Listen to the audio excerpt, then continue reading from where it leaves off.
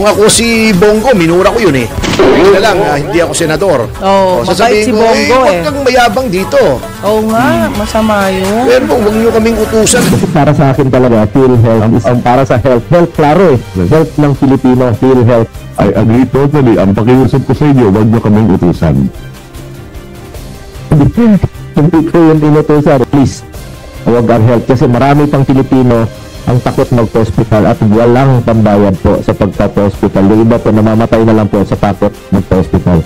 Mr. Recto, may karapatan po kayong utusan ng Senado, ng lehislatura, because ang power of the purse, ang pangangalaga sa kaban ng bayan ay iniatang ng ating saligang batas sa lehislatura.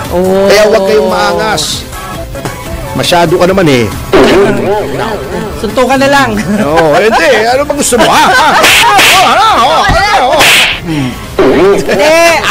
Congratulations sa lahat. Gracias. Marami ng doktor. Bagong doktor. Kaya lang, walang pera ang PhilHealth. Bago, ulalo itong si Recto. Napakayabang, nakita mo ba? Nakikiusap lang si Bongo, sabi, huwag nyo namang galawin sana yung PhilHealth. Kasi nagmamalasakit lang yung tao sa mga Pilipino, lalo na sa mga pangkaraniwang Pilipino, natatakot magpa-hospital dahil yung panggasto. Sasabihin ba naman, huwag nyo kami utusan. Abay, may karapatan po na sabihin. Ano ba siya? Appointed? Appointed, di ba, Finance Secretary? Opo. Alam nyo, bakit salbahe? Mr. Recto, kaibigan ko yan. Kaya lang, hindi, alam mo, nagkaroon ng kultura ng yabang. Ayun. Etong administrasyon na to. Ang yayabang ng mga tao rito. Akala mo, forever silang nasa kapangyarihan. Baka may balak nga silang forever. Di natin alam. Baka gayahin si Apo Marcos. 20 years. Patay tayo. Noon naman may communist insurgency naman noon na matindi. Marami namang gulo noon talaga. Ngayon naman wala eh. Mababait ang tao ngayon. Di ba? Mr. Recto, may karapatan po kayong utusan ng Senado, ng lehislatura, because ang power of the purse, ang pangangalaga sa kaban ng bayan ay iniatang ng ating saligang batas sa lehislatura. Kaya huwag kayong maangas. Kung ako si Bongo, minura ko yun eh. Kaya lang, hindi ako senador. Mabait si Bongo huwag kang mayabang dito. Oo nga, masama yun. Pero huwag nyo kaming utusan. Talagang utusan kayo kasi ang nag-approve ng budget lehislatura. Grabe, sasabihin niya, eto pwede, etong pwedeng to gastusin. Huwag utusan inutusan mo ang kunin yung sa PhilHealth. Correct. Baka alam mo, nakakalimutan ng taong bayan yung kinuha mo yung 86 billion, no? Ikaw masyado ka naman eh. Suntukan na lang. Hindi. Ano bang gusto mo? Hindi. Actually, gwapo ka sana eh. Kaya lang nabawasan dahil sa sinabi mo. Yun lang. Kasi ang hirap dyan. Alam mo, kaibigan ko sana yan. Pero parang si Kiko yan eh. Kung hindi na panghilinan. Okay. Hindi Barsaga. Dalawa na yung Kiko ngayon eh. The better Kiko yun eh. May tatlo pa. Yung best friend ko, si Kiko Aquino. Tatlo na sila. Pero ang palayaw talaga niya, Buboy. Anyway, kung hindi na pangasawa si Vilma, di mananalo eh. Oo naman. Anyway, ngayon ang angas kaya nga Mr. Vilma Santos. Anyway, yan po ang nangyari na sa gobyerno natin. Napakagulo na mga kasama. Katulad niyang, natatawa ko rito natatawang napapailing. Kita mo ang kung saan nila tinutukoy at ini-steer, pinapadaan yung investigasyon na napakagulo. Yes. Ito nakakahalata na ako rito hindi ko sa pinagtatanggol yung mga diskaya. May pattern lang, kita nyo Noong unang Blue Ribbon at si Marcoleta ang nariyan. Papunta na sa mga taong ayaw nilang mapunta doon yung investigasyon nung nagte-testify sina Diskaya. Diba? Bibigyan na ng WPP, diba? I-endorse na ng Senate President na noon ay si Escudero. Nung nabanggit si Martin Romualdez, pinalitan si Marcoleta. Pinalitan si Escudero. Okay. Ginawang si Ping. Kitang-kita naman natin kung paano pigilin ni Ping Lacson yung pagpunta kay Martin Romualdez. Yung mga Diskaya ayaw nang bigyan ng proteksyon. Kaya may restitution pa na wala naman sa batas, na puro kalokohan. Eto, kitang-kita nyo yung pattern, ha? Okay. Di napigil na nga nila si Diskaya. Opo. Then, pumasok na yung Independent Commission on Infrastructure. Yes. Na nandun dati si Magalong, nung hindi rin nila gusto yung pinagtutunguhan ni Magalong, ginulo rin nila, inintriga nila, sinabi nila may problema daw yung appointment hanggang sa nag-resign si Magalong. Okay. Ha? Yes. Okay, eto na. May tatanong ako sa'yo. Halimbawa, yung isang anak mo, halimbawa, binata o dalaga, Binata talaga. humingi sa'yo ng pambili ng damit. Okay. Sabi mo, oh, eto ha, bumili ka ng gusto mong damit. Opo. Kung anong gusto mo, bahala ka. Yes. Independent ka. Oh, ikaw ang masusunod. Ay, thank you, Nay. Thank you, Opo. Tay. Opo. Pero hindi, sama ako. Ay, hindi Sasama na ako sa independent. SM. Ha, kaya sa Shangri-La. Tapos siya pipili. O kaya sa Robinsons. Di nandoon, namimili yung anak mo. Oo. Eto yata maganda. Hindi maganda yan. Hindi bagay sa tayo. Huwag yan. Ano ba o dalaga? Masyadong sexy yan. Huwag Opo, yan. Opo. Oh, nandoon ka. Mali. Looking over your shoulder, di ba? Ito, maganda yata itong sapatos ito. Di bagay sa iyo yan. Ito, mas Oo. maganda. Parang ito. Hindi mo naman pinipili, pero parang mas maganda yata ito. Ito yata mas Suggestion bagay ang kulay. lang. Oo. Pero, paano naging independent yon? Tama. Mali po yun. Kaya nga, ito. Di ba dapat ang ICI independent? Yes.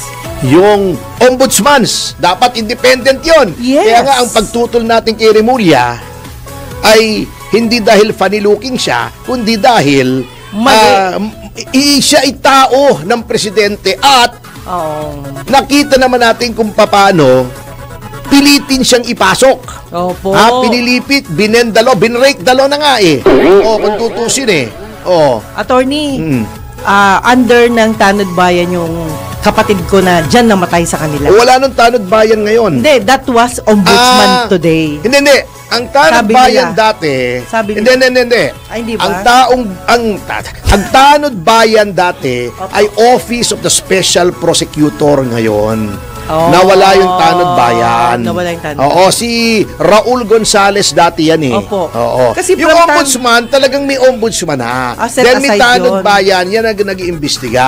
Okay. Nawala yung Tanod Bayan, naging Office of the Special Prosecutor, OSP. OSP. Oo, yan yun. Okay. Di ba dapat independent yan? Opo. Ito, matatawa ka. Ha? Unang-una, yung ICI, nasabi na natin yan, bakit ba laging nandyan si Vince Dizon?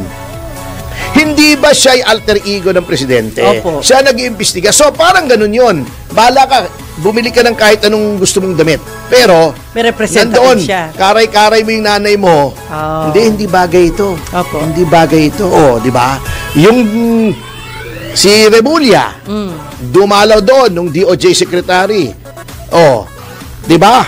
Nakausap yata niya yung chairman. Anong sinasabi ng chairman ngayon? Dapat daw may restitution. Same na sinasabi Wow. ni Remulla. Di isa na lang ang sinasabi nila. Paano naging independent yan? Ay. Okay. Ngayon, eto nakakatawa. Kung saan-saan dinadala. Hindi ba nasaan ang nangyari dun sa mga binanggit na mga congressmen? Ano na nangyari kay Martin? Ano nangyari sa maleta? Tahimik na lahat.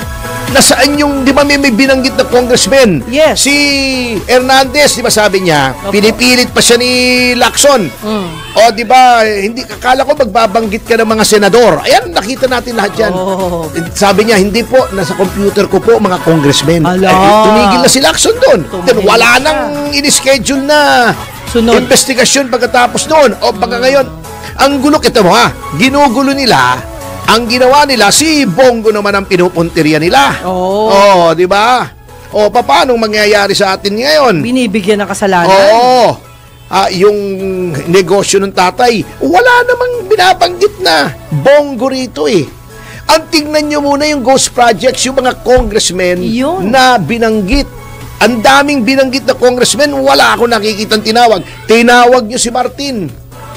Isang beses para lang masabing tinawag nyo. Ginawa pang Di ba? Hindi nyo naman sinabi sa amin kung ano na pag-usapan. Ngayon, pinofloat nyo pa na, baka pwedeng state witness ito. Paano magiging state witness from all indications? Kasama siya. kasama siya. Siyang nasa pinuno, siyang speaker eh. Opo. Siya may control. Ngayon, ang ginagawa nila, PR move lagi. Pinakawalan ni speaker yung mga propagandist niya. Guest dito, guest doon. Pinapalabas na wala siyang kasalanan. Nakikita nyo na yung pattern eh. Bago, yung mga diskaya na unang-unang nang baggit kay Martin, bigla mo ba naman sasabihin, hindi mo pa nga na-evaluate yung testimony? Ito na naman isa na naman ang sinasabi ng isang member ng ICI at ni Remulla. Hindi pwedeng gawing state witness ang mga diskaya. Diba si Singson nagpa-interview, personal view daw niya yun. Bakit naman pinapublicize mo yung personal view mo? Member ka ng ICI. Parang si Lacson, diba? Tinuligsa siya ni Marcoleta. Bakit ka nagpapa-interview na tingin mo hindi credible si Diskaya, mas credible si Hernandez? Mali na yun. Oo, ito, ganoon din ang ginawa. Nag-media rin sila. Sinisiraan nila sila Diskaya. Bakit? Hindi ko sinasabing walang kasalanan, pero ayaw nilang maging state witness ang mga Diskaya kasi baka kung sinong ituro. Ayaw nilang bigyan ng proteksyon. Gusto nila naiipit ang mga Diskaya. Bakit? Alam ko na ang game plan yan eh. Iipitin nila ng iipitin yan. Sa kanila sasabihin, sige, baka plunder yan, no bail. Pero pag sasabihin mo, walang kasalanan, si ganito, si ganon, si ganyan, hindi ka namin iipitin. Oo. Yun ang game plan dyan. Halatang halata natin.